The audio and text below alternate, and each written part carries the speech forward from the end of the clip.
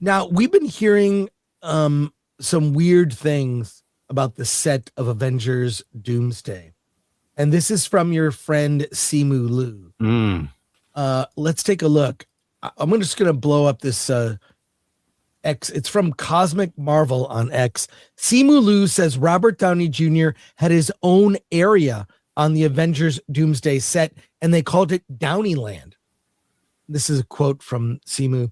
I remember getting invited to Downeyland for the first time and just showing up in this tent. And it's all this beautiful Andy Warhol-esque artwork, except all the characters are Downey.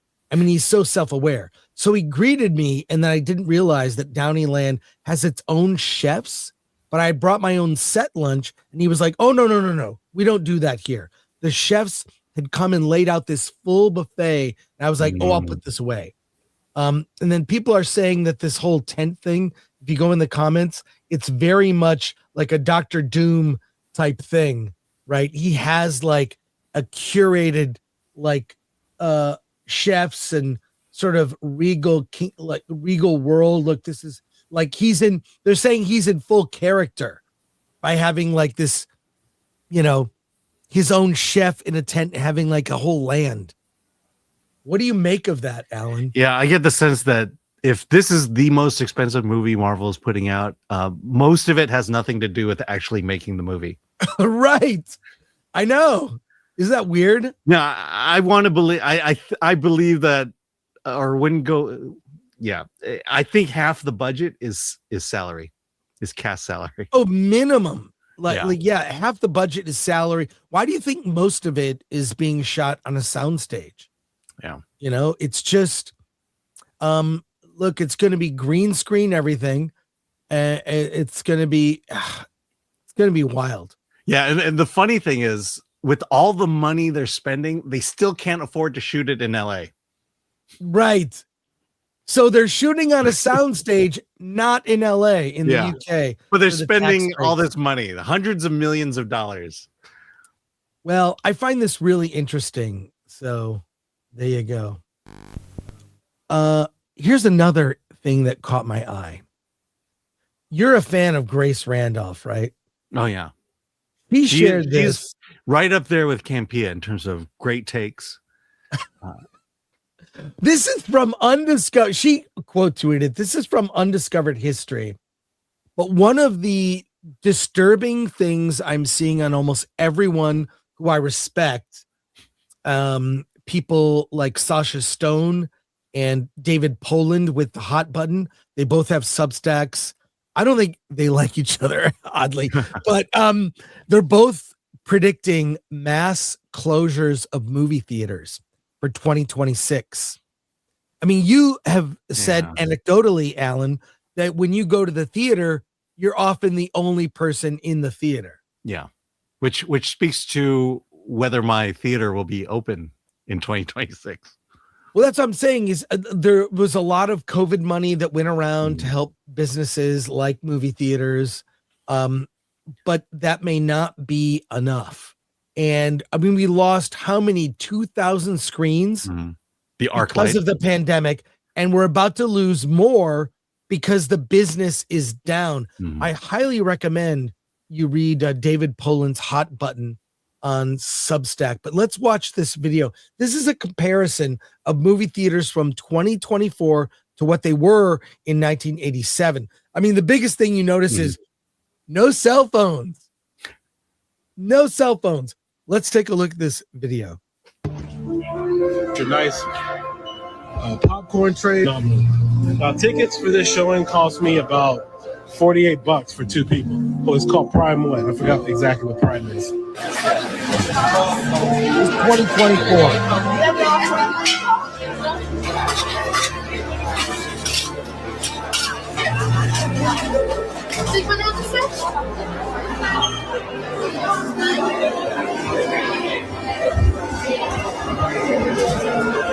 Notice the 80s. You can tell from the fashion. The theater's packed. And the hairstyle. All kinds of people. And they have ushers in the theaters. Look at a lot of older people going to the movies, young people as well. something for everyone. Yeah. Sold out. Look at that. All those showings. Wow. Sold out screenings. That doesn't happen. I mean, it's rare that it does. Alan, what do you think? Yeah, I miss those days. I mean, first of all, there were fewer screens. I think the most my Cineplex had was 8. Right. The one down the road from my house in 1987 was a screen of 1. You saw the one movie that was there. I traveled across the LA South Bay just to get to the theater that I would ultimately see all 3 Star Wars movies in. Prices were I believe $5 or $6, and at minimum wage, that was me working an hour and a half to buy a ticket for a movie. And also the movies are so much better in the 80s compared to now. I mean, look, we were not at a loss for movies in the 80s. No, I mean, we showed that video on Monday from that podcast where they go through movies from like 1998, and there was something for everyone. There were all different types of movies across genres, across what would appeal to different demographics. It was surprising. Yeah, was I mean, really look, surprising. in '87, Return of the Jedi had already come out. I believe we're around the second Indiana Jones movie. There's certainly a lot of great movies coming out at that time. Yeah. I mean, it's there's a real question, especially now with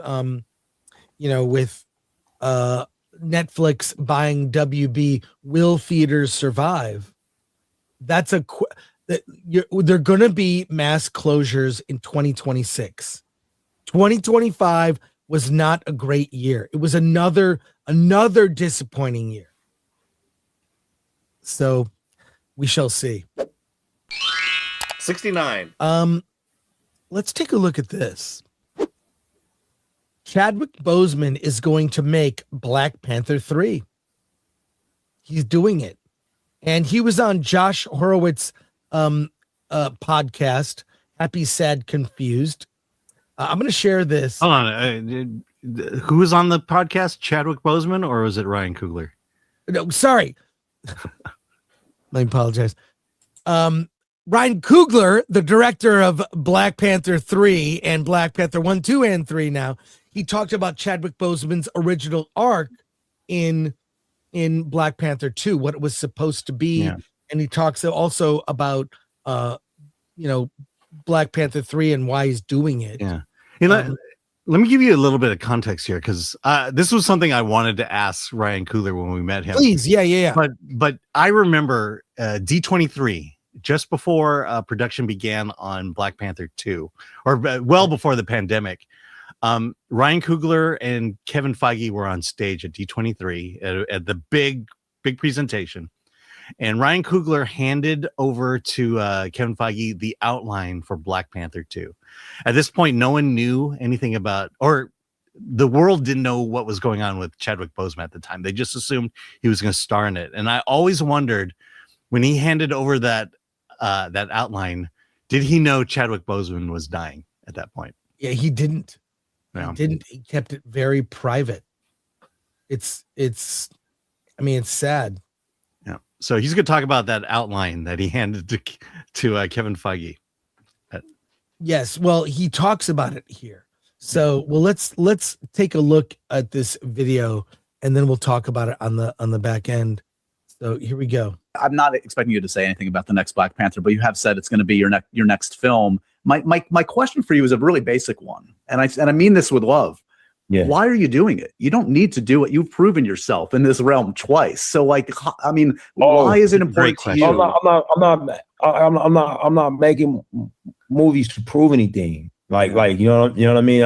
I'm telling stories that I want to tell, that I'm obsessed with, that I feel like, like the burning desire to do, and it's a movie that I'm incredibly excited about. So that's really the truth of it. I'm not. Don't get me wrong. over the course of making things, do I have an opportunity to prove things to myself? Sure. Or prove things about the marketplace? Now, absolutely, bro. You know what I mean? Did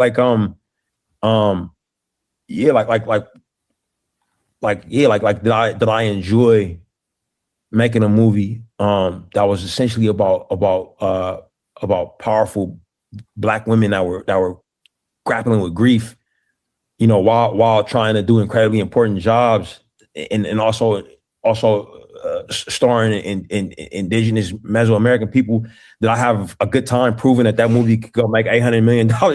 Absolutely. Yeah. You know what I mean? Yeah, absolutely. It brought me great joy to prove that. But that's not why I was making it. You know what I'm saying? Yeah.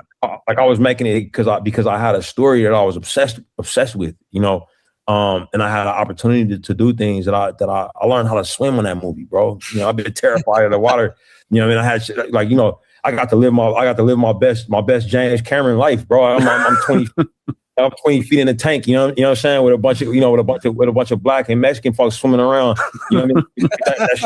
that shit was awesome, bro. Like, you know what I mean? Like, and I did get a chance to move through a inescapable human emotion, that the emotion of grief. You know what I'm saying? Like, I got the chance to move through that, and I get to tell that story to my kids. Like, I made a fucking 100 and some odd day movie with a broken heart. You know what I'm saying? And we did it. You know what I mean? So yeah, bro. Like, I'm in it for. Are you playing the right clip? I'm in it for the my heart, bro. You know what I'm saying? Like, I got this movie on my heart. Yeah, this may not be the right clip, but it's still really interesting. Let me go to the correct clip. But let me go to the correct clip here. Sorry about that. It's part of a much longer interview. So let me get right to it. Here we go. The father-son story. Can you give me one scene that you were itching to get him to see him play in the Wakanda Forever We'll Never See? Look, bro, it was like a 180-page drive, chock full of them, bro. You know what I'm saying? But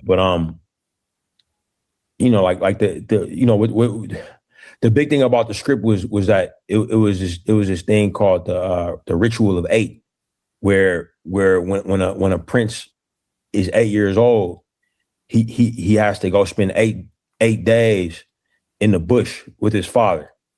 And amongst those 8 days, they don't have it. They have to go into the bush without any tools. And the prince has to listen and do everything that's asked of him by his father.